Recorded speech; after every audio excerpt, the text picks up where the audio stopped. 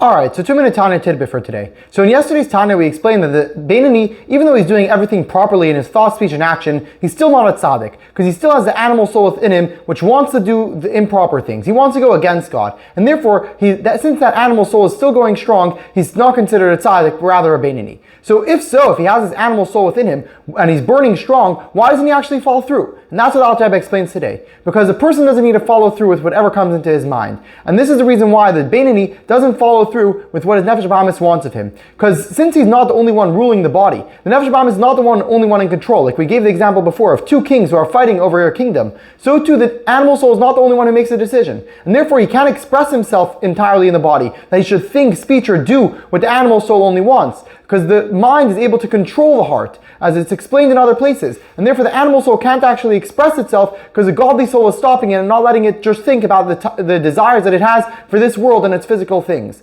And this is what it says, the reason why is because he has his animal soul controlled by his mind. As the Alter Rebbe brings from Arayim Hemna, that the mind naturally rules over the heart. And this is in general true, that when the mind wants something, he's able to control any of the desires which come up in the heart. Your brain is able to control what you desire. And therefore, this is true in general in life, about anything, especially when it comes to transforming it to Kedusha. Because when a person realizes that this thing is actually bad, and this thing is actually holy and good, automatically the mind can for sure rule over the other side. And that's the idea as well of why a person can be in control no matter what, even if his desires, his heart wants something totally differently, but he's in control of himself, and therefore he doesn't have to follow through with whatever his heart desires. And therefore he can always control the desires which come up into his mind and push them out of his mind entirely to be able to think only about godliness and not follow through with the desires of his heart. And this is what it says in the pasuk that